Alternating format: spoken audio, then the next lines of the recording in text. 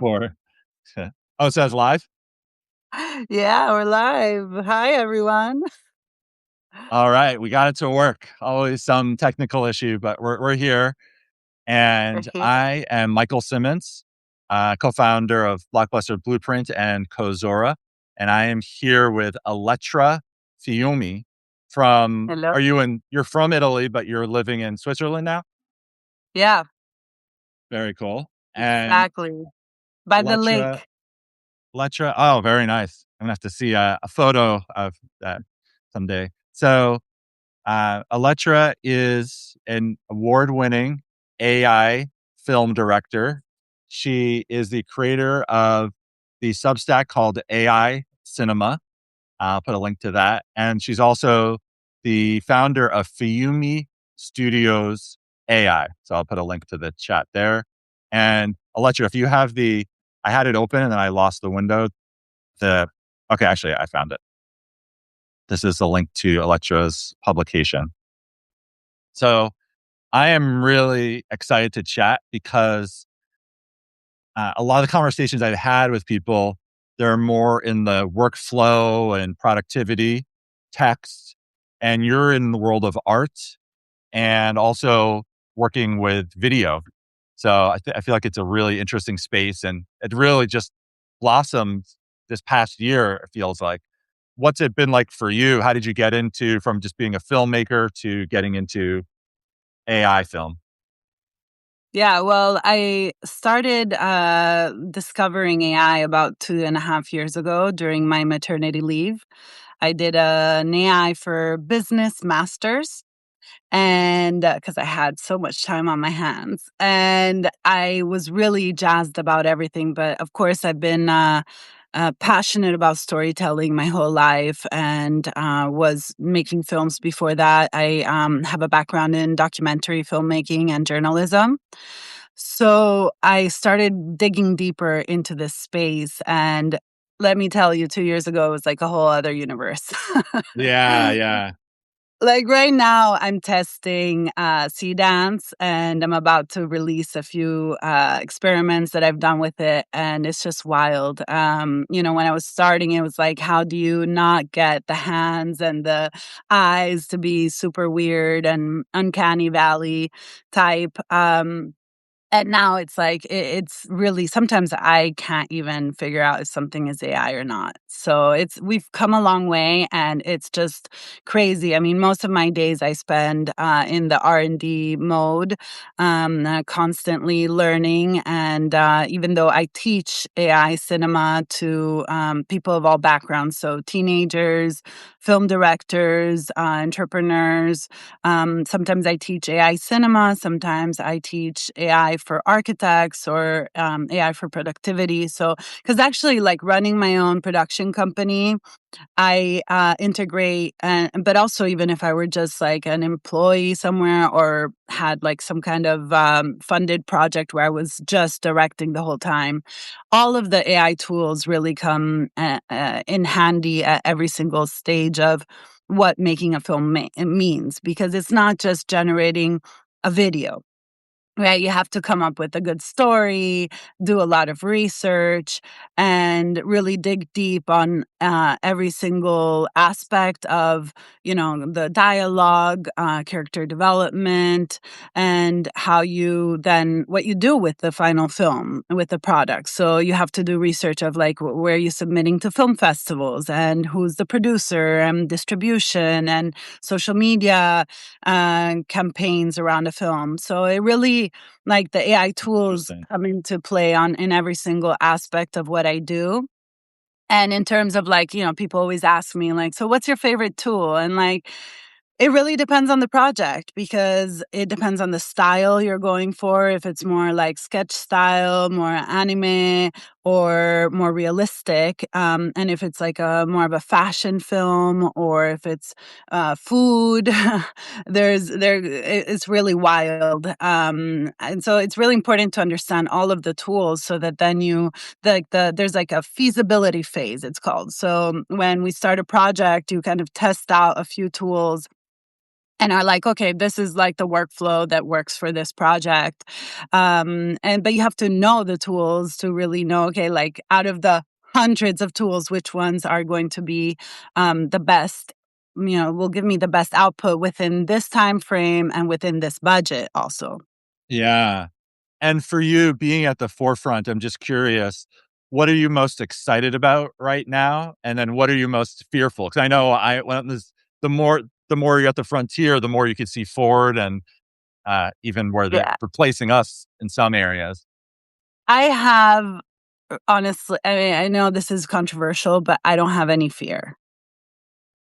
I'm just very excited and curious.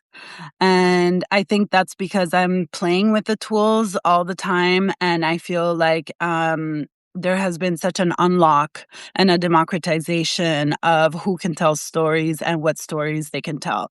And I have a big part of me is an experimental soul. Which means that I love making films that nobody wants to fund. And, I like really experiment with the genres and with what the actual like narrative arc means. Like I go really beyond what, is mainstream. So, for me, it's super exciting. And I see so many new voices come up. Doesn't matter how old you are, where you're from, how much money you have, like you can just bang out any film you want. So, and in terms of what's exciting, like, or what I'm like, I'm really going into like figuring out automations. So I'm, learning NAN right now and trying to understand how those kind of workflows can help us make films in a more efficient manner.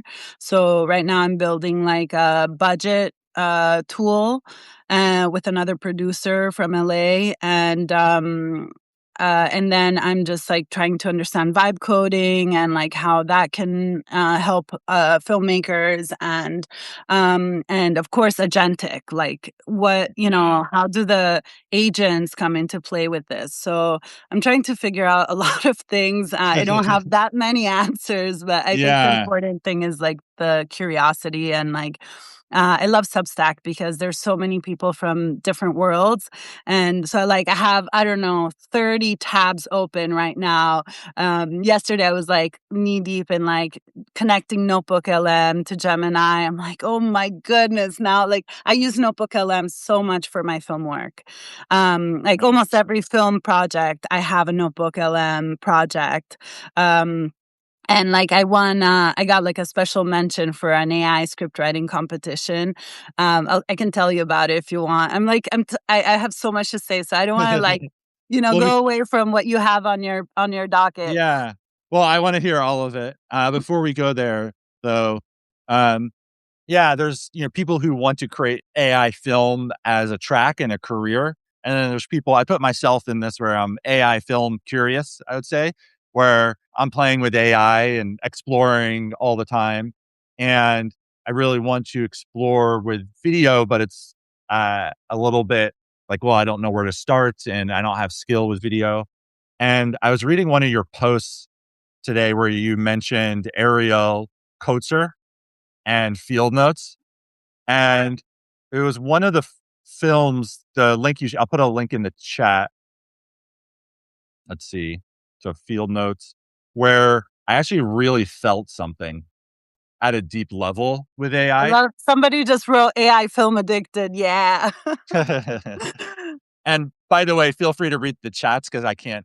Substack is having a bug, so I can't see anything. Oh dear. Okay. If you see anything, Yeah, sorry guys, I'm on my phone. I promise next live will be like I'll be more set up. It's such a great to use Notebook LM for your film project. Yeah, Regina, totally. I should do like an article just on like all my film projects of Notebook LM. Um, okay. Yeah, I don't know. so okay, It's hard so to juggle. with Field Notes, there I put a link to the video. People want to watch that. It's a short video, 4 minutes. As a writer, what I also found interesting about it is basically Ariel took a really deep conversation with ChatGPT based on the premise of what are you, and then he took the text of it and then turn it into AI audio. Then he uh, used the text to create prompts in Midjourney to create images. And then he used another tool to connect the audio and the video or the images to turn it into scripts. So what I resonated about that as a writer is like, oh, I could turn text or conversation I have into something. So I don't have to come up with a script and which I don't know how to do. I can just take a conversation.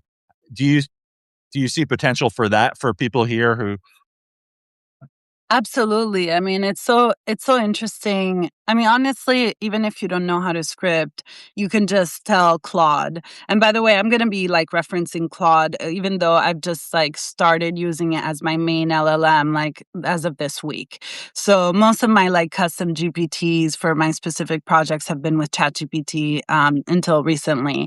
But with Claude, I find myself like in much more of a creative flow. Like I just wrote a note on Substack, like, I had to generate title cards and I used Claude and it was incredible. It like generate and ChatGPT couldn't do it. and a So title card would be just is that a screen where you're yeah, just transitioning? the title of the film, it has to look Okay. cool and it has to be like in line with what the film is about.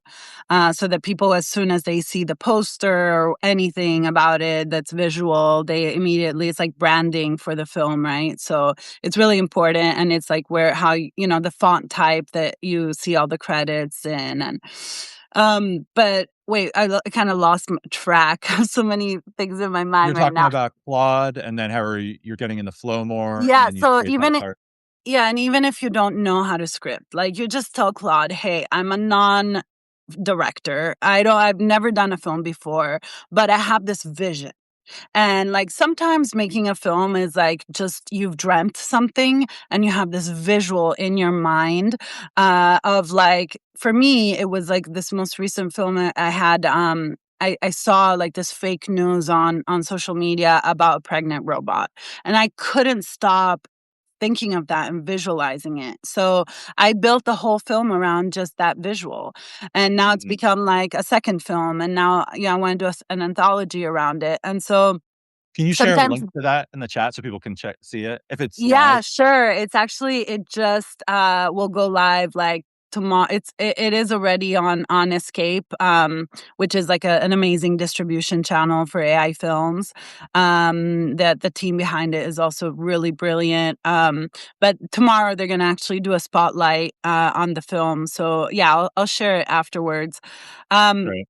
but yeah, basically, like you can just tell it, like, look, I don't know, I had this trauma as a child. Like, I saw something that I can't get out of my head and I want to do a film about it. Or, like, I have a dream that this thing should happen in the future. Or, I'm really worried about politics and this specific thing that's happening in the universe. Or, I'm an activist. Or, I want to make a film for my husband that, is doesn't know how to sleep and I want to show him how it's possible to relax before you go to bed. I mean, learning we all learn in different ways. Some of us, that's why again, I love Notebook LM. Like you can, some people need to listen to things. People are more visual. Some people need to talk through things. Other people need to just walk in nature. And I think film can really touch on so many of our senses. And so it's a really powerful tool to communicate whatever you want. And now we have the instruments, these large language models where you can give context on who you are. And like, I'm an accountant, but I really want to help people know how to save money or be more organized with their documents throughout the year so that when tax time comes around, I don't have to do all this dirty work. So how And can I so put this into a film? So it can be like an educational film. It can be like a nonprofit kind of activist kind of film. It can be just a poetic, like no storyline film, but you're just obsessed with like mosaic, the style of mosaic because you traveled to Italy and you saw it in Ravenna. And so you're like, I just want to like go dig deep. And I would say that the first tool that is really fascinating and remains like a sort of a lighthouse in our AI space of creative work is Midjourney, because Midjourney has these incredible ways to get to like explore styles. So you can explore other people's work, both images and videos. You can save them, you can repurpose them, remix them, but you can also explore styles, and they'll have like 3 styles at a time. And you can then use that sref, which is like a style reference, to generate other styles like that. Or you can also bring your own work. So what I do a lot with like teenagers is, but even with adults, is like start with a pen and a paper. Like go old school, and draw Interesting. something. And if you're a photographer, you already have like image references and you already have a style. If you're an illustrator, if you've done any creative work like that, you already can you can train the models. You can create like a Midjourney mood board and then generate like a whole slew of other assets that are in the same style. And Or what's a you can, Midjourney mood board? sorry. What's a Midjourney mood board? So a Midjourney mood board is basically a space where you can, if you go to midjourney.com and you sign up, it's on the left-hand side, and you just say create new mood board, and you can upload assets. So you can upload images. You can upload 2, you can upload 20, as many as you want. Obviously, they have to be somehow coherent generally speaking. But there's always a but. Like if you want something that's half watercolor and half grunge, like pop rock or something, you could put both of them and see what comes out, because it might merge the two. Right. If you want to do like ice cream in like a very high production value kind of advertising style, then you would like upload a whole slew, like let's say 10 to 20 images of similar styles, aesthetic styles. So then you use that. You can on the top just say use mood board and then generate, put in a prompt, and that as style reference of the mood board is included in the prompt. And so then you can generate Oh, in okay, that interesting. style. Oh, interesting. So, Yeah. in a way, I teach thought leadership. Is how do you go from learning about something to processing it, coming up with ideas, and then producing that into an article or a format, but ideas that are so valuable that everyone in a community uses them. And I think a missing piece often is connoisseurship. Is that I think one of the best ways to create an idea is to understand lots of different ideas and different types of ideas, and ones from different periods. And then your mind starts to intuit things. And maybe what I hear you saying is key step here is becoming a connoisseur, is even just collecting, you come across a style you really like, maybe putting it in different mood boards and different videos you like. And those can be references that you build upon for the future. Is that a good way of thinking about it? Yeah, if you have the time to do that. Yeah. I mean, that's why, like, tools like Pinterest or other extensions that you can put into your Chrome are useful, because, like, when you navigate during the day and you come across a cool image, you can just save it and then come back to it. So I have a lot of Pinterest boards, like, Mm. that kind of have macro topics like fashion or cinema, things like that. And then when I'm like working on a specific project, I go back to those boards and extract the ones the images that I when I had come across them, what had provoked something in me. But I also do that on Instagram. I save tons of things, and you don't always go back to that specific image, but there's something in the act of saving that you're like, tick. It's like it's registered in your brain, in your aesthetic taste. And then Mm. when you go back even, weeks later, a month later to the creation process, and you're like pulling from everything that is really has been absorbed inside of you. And then sometimes you really need those image references to create exactly what you want. And that's a way to control the outputs of these AI tools. You want And the image reference, which could be of the object, character, location, or the palette, aesthetic style, the kind of lens that was used to create that image, or the style of it. So you can use image references in so many different ways with these tools, mm, and that's what the prompt is rarely enough if you have a specific idea in your head. and I know Midjourney has the Explore tab where you can explore, but, is where would you recommend, like, for me, for example, I'm not coming across lots of images. That's 'cause I'm not in that mood or, that frame of mind most of the time. But if I wanted to be and find lots of things, would you recommend going to the Explore tab, or where would you recommend Totally. going for inspiration? Yeah. The Explore tab of Midjourney is incredible. And also you can explore according to keywords. Mm, But you can also go to other websites, like, I mean, any of the AI tools usually have an explore page. So, like, Runway has an amazing explore page. But you can also go to like Shot Deck, Shot, hmm, like SHOTDECK, shotdeck.com. It's been a tool for film directors for a long time. They have stills, which is the technical, like, cinema word for images.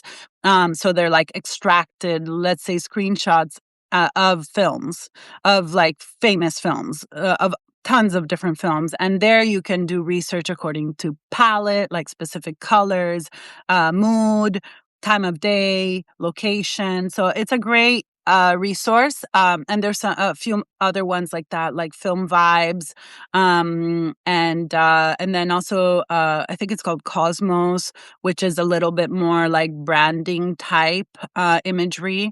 So you can go to these when you're like, wanting to mm. create something. But I would suggest, if you're just starting out, to like workshop with and brainstorm with an LLM on like who you are, what you're trying to say, what's your message, because in the end filmmaking is really about the message that you're trying to convey to others. Yeah. And okay, this is amazing. So I put all those links that you mentioned in the chat window so people can explore those. So now people have a path you want to get started by places to go to explore, add those to a Midjourney mood board, and then you can create prompts from them. One of the things I think about is, let's say I write an article that's educational and I want to create a video from it. What would be the process for turning that into a really good script? Is there a prompt you recommend, or just tell Claude, "Hey, can you turn this into, I want to create an educational video, turn this into a script." Yeah, I would do that. And give and give context, say like, what are you gonna do with that video? Like, are you doing it for a nonprofit where you volunteer? Or is it for your family at Christmas? Or is it for your Substack? And if it's for your Substack, who's your audience, and what are you trying to say in your Substack? So give as much context, like, is the rule, for any interaction with AI tools. And then the length, is it like a 30-second reel, or is it, an in-depth 5-minute video, or what's got. And if, of course, if you have references of other similar videos that you like, then you can also get those transcribed and have those as examples of scripts. Okay, so going back to connoisseurship again of, you could find similar videos and take the scripts, and that could be good reference. Absolutely. By the way, I have another tip about Midjourney, which is not commonly known. If you find an image that you like, so let's say you see like another video that's in your references of what you were trying to do, you can like screenshot that image and then upload it and get like an image description. So it turns Mm. it into a prompt. And Oh, you can do interesting. Okay, and you can interesting. do that with the LLMs as well. Okay. Because you Yeah, might not really be able interesting. to know how to describe the type of lighting, the type of camera, the the elements of the The image. style or things like that. So you're kind of learning the vi almost like command language for film indirectly from taking the images you like. Yeah, it's like reverse engineering it. Yeah, really interesting. And you mentioned you have, teach classes. Do you have any classes coming up that people could check out? What's the link for that? Well, I'm actually, going to Cyprus in Greece, and, Nice. I'm teaching Jealous. at the Cyprus Film Festival, a course on AI cinema to film directors. And then I'm teaching in Switzerland in June at the university. So I don't have any online classes yet, but I'm curious to do that. I'm like a little bit scared of. I'm really in awe of a lot of the other people who are just like creating all these communities of things online and teaching online. I'm a little bit like I'm trying to figure out how to do it in a way that respects my time of creation, because I realized that Right. in my life, like my ikigaru, like my happy place is teaching and also creating films. And so I don't want to create like an educational thing online that is takes up all of my time, and some of these communities, because of the fact that the technology is evolving so much, require like constant updates.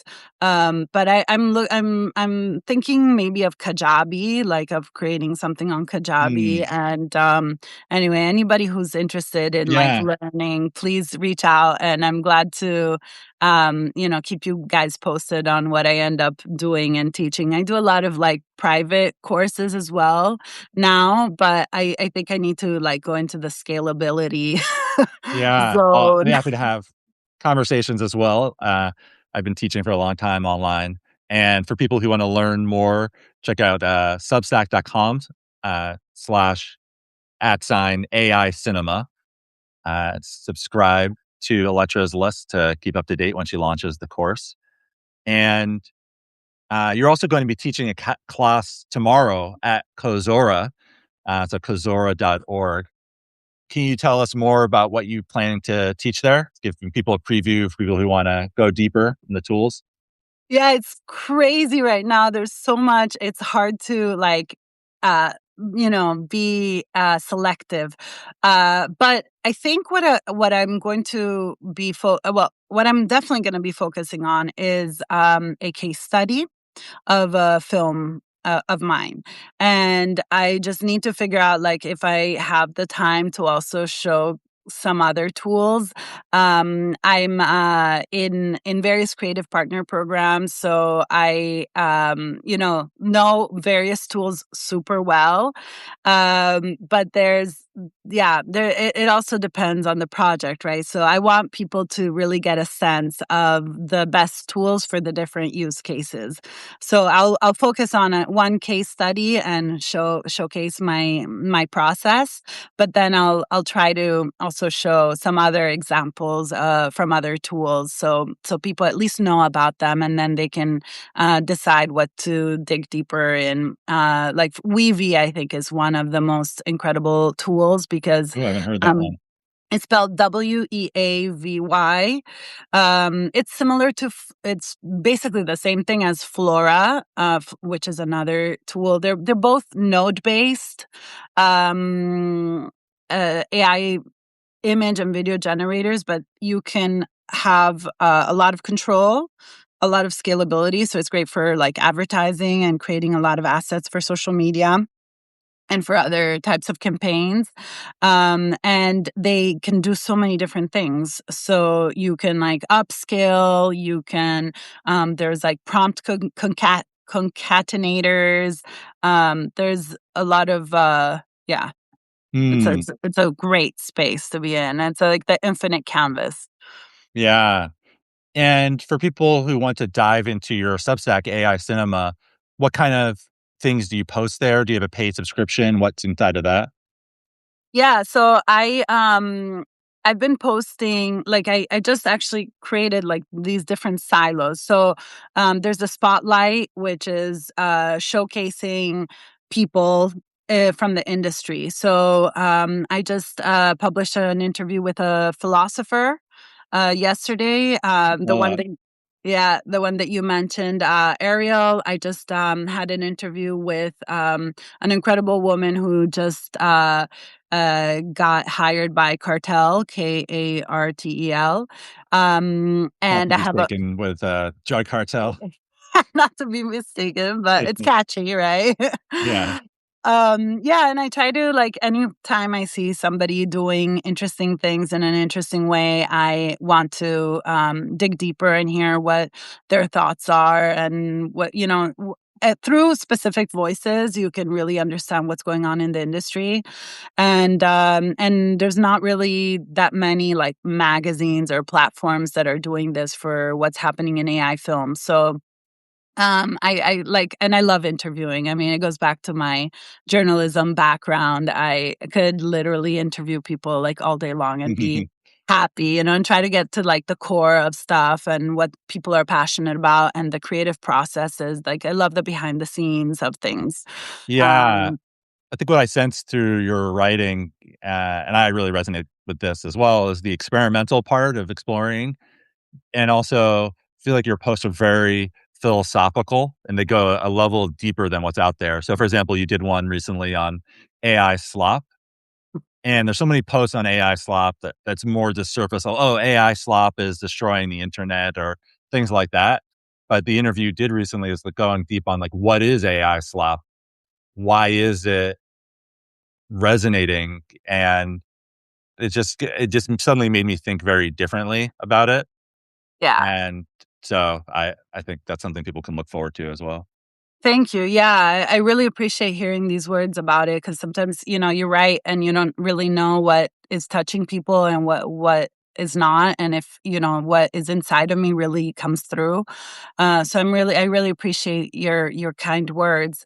I think there's something where we're living an unprecedented time, and we all of us don't really know what's going on. So it's only through communication and sharing that we can navigate this all together and build also these new ways of doing things. And so, something like AI slop requires a lot of uh, thought. So that's why I chose to explore that through the lens of a philosopher.